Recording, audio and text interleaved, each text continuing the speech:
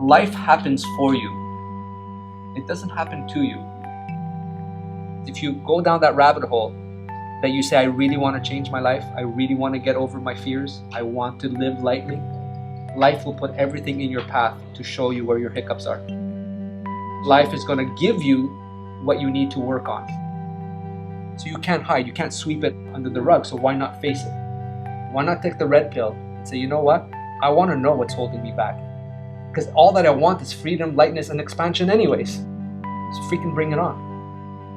And then you're going to recognize that life is going to bring you all these situations that you're going to have to deal with that allow you to see your fears and insecurities. Isn't that a gift? Whatever you're going to get is there to groom you to grow. So even when shit's falling apart, things aren't going the way that you want them to go, it's not that life is doing this to you. It's trying to give you the feedback that you're going in the wrong direction. That the way that you're living your life, that the way that you're seeing things is not in alignment with the truth. It's not in alignment with who you deeply are. You know whether you're heading in the right direction. You know whether you're aligned or not by the way that your body feels. It's that feeling of expansion, the feeling of lightness, that feeling of warmth and fulfillment. Whenever you're feeling that, that's the feeling you should go for in your life. That's the feeling that allows you to know that you're heading in the right direction.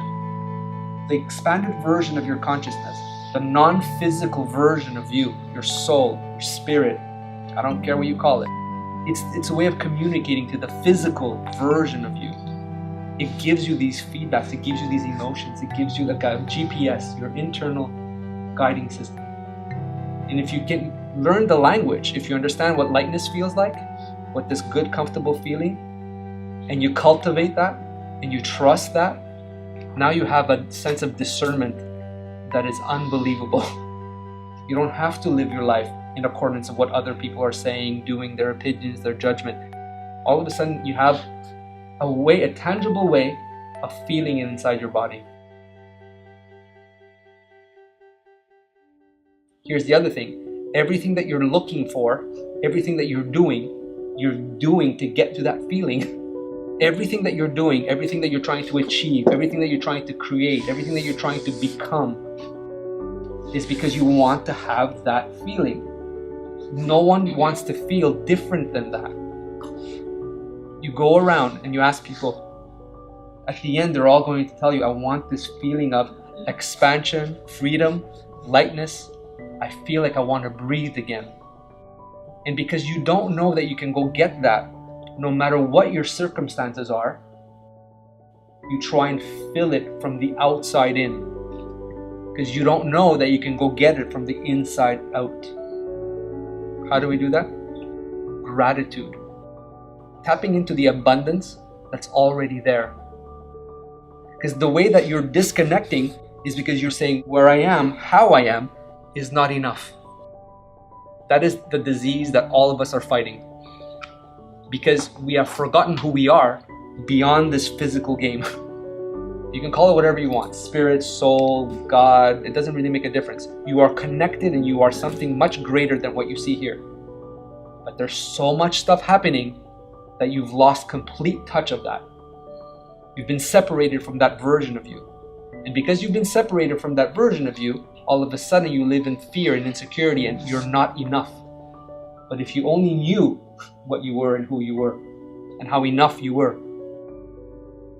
So by using your ability to focus your mind and choosing and putting your attention on everything that already exists in your life that is already abundant, you can say, Costa, I really don't have much. You have running water? That's huge, because there's a lot of people that don't. You have a heater at home? Amazing.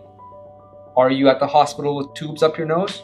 No, you still have something to be appreciative of. And even on your last breath, you can be appreciative that you had this amazing journey called life as a human being. So it's all your interpretation of things. One of the greatest things that I can share, and you might want to let this settle in, your life, your reality, your experience of reality is what you say it is. The way you choose to look at something, the way that you interpret something, the meaning that you overlay on something will be your experience of it. We can have two people experiencing the same trauma, the same thing. It sucks. It does. It really sucks. It's hurtful. One goes into a deep depression. One, okay, but manages to make the best of it. What changed? Their story changed. The way that they decided to tell the story around what happened. If you want to know the meaning of life, shit happens, you get to deal with it. That's the meaning of life. The way you deal with it determines your experience, your future, and creates your destiny.